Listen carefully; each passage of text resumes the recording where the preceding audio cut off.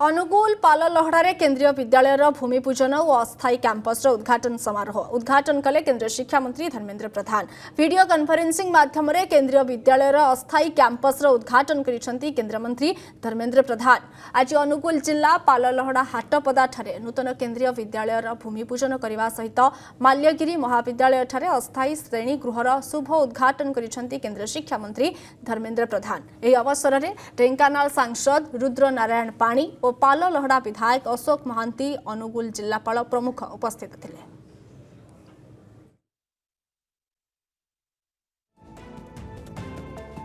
पाललहड़ार मूल पुंजी है पाठ पढ़ा।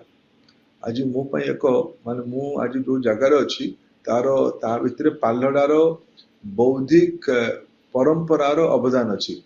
जो पाललहड़े आम आज जो केंद्रीय विद्यालय को आरंभ करिकी पाललहड़ार गोटे स्तर को आउ उपाधि आगू बढ़ेली से पाललहड़ा आली पाललहड़ा तो आज एनएससी है। पाललहड़े मोर माँ से प्रारंभिक पाठ पढ़ी तेणु पाललहड़ा सहरर संस्कार पाललहड़ा सहरर पाठ पढ़ार गुणवत्ता को मो माँ को जो शिक्षक मैंने पढ़ी से अंचल अनेक गुणी ज्ञानी गुरुजन मैंने पढ़ी तांकर संस्कार भी मो पर पाललहड़ार प्रत्येक शिक्षार लाभार्थी मु। तेणु आज जो जगार अच्छी पाललहड़ार बौद्धिक परंपरा जो पाठ पढ़ार परंपरा जो पाठ प्रति आग्रह थी कारण यहाँ आज जगह पहुंची। या आज समय मो माँ पढ़ी या माने अनेक दशक पूर्व पाललहड़े आज 21st सेंचुरी पाललहड़ा को केमती बनेवा से दृष्टि सेंट्रल स्कूल केंद्रीय विद्यालय गोटे नुआ माइल खुंटी भाव काम कर पालड़ा भाया अंचल आज केंद्रीय विद्यालय खुलला।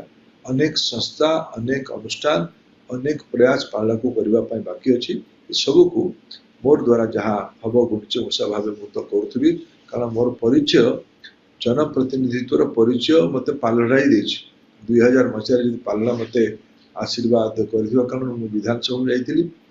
आज पाललहड़ा प्रति मोर भी किसी दायित्व अच्छी।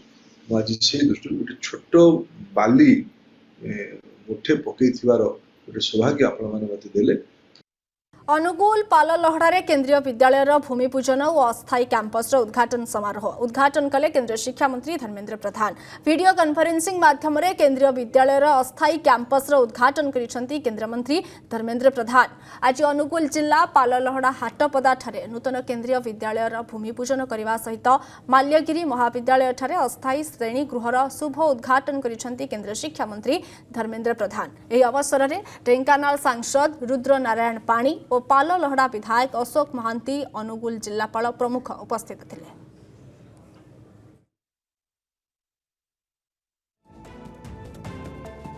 पाललहड़ार मूल पुंजी है पाठ पढ़ा। आज मो एक माने मु आज जो जगार अच्छी तार ता भितर पाललहड़ार बौद्धिक परंपरार अवदान अच्छी। जो पाललहड़े आम आज जो केंद्रीय विद्यालय को आरंभ करिकी पाललहड़ार गोटे स्तर को आउ उपाधि आगू बढ़ेली से पाललहड़ा आली पाललहड़ा तो आज एनएससी है। पाललहड़े मोर माँ से प्रारंभिक पाठ पढ़ी तेणु पाललहड़ा सहरर संस्कार पाललहड़ा सहरर पाठ पढ़ार गुणवत्ता को मो माँ को जो शिक्षक मैंने पढ़ी से अंचल अनेक गुणी ज्ञानी गुरुजन मैंने पढ़ी तांकर संस्कार भी मो पर पाललहड़ार प्रत्येक शिक्षार लाभार्थी मु।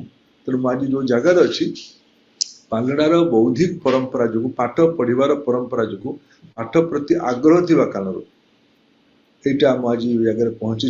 यहाँ आज समय मो माँ पढ़ी या माने अनेक दशक पूर्व पाललहड़े आज 21st सेंचुरी पाललहड़ा को केमती बनेवा से दृष्टि सेंट्रल स्कूल केंद्रीय विद्यालय गोटे नुआ माइल खुंटी भाव काम कर पाललहड़ा भाया अंचल आज केंद्रीय विद्यालय खुलला। अनेक संस्था अनेक अनुष्ठान अनेक प्रयास पाललहड़ा को करने बाकी अच्छी सबको मोर द्वारा जहाँ हम गुणिच मूषा भाव मुझे तो करुवी कारण मोर परिचय जनप्रतिनिधित्वर परिचय मत पाललहड़ा ही देछि। 2000 मसीह पाललहड़ा मत आशीर्वाद कर विधानसभा में जाइली। आज पाललहड़ा प्रति मोर भी किसी दायित्व अच्छी। आज से दृष्टि गोटे छोट बाली मुठे पकई ଗୋଟେ ସୌଭାଗ୍ୟ ଆପଣମାନେ ମୋତେ ଦେଲେ।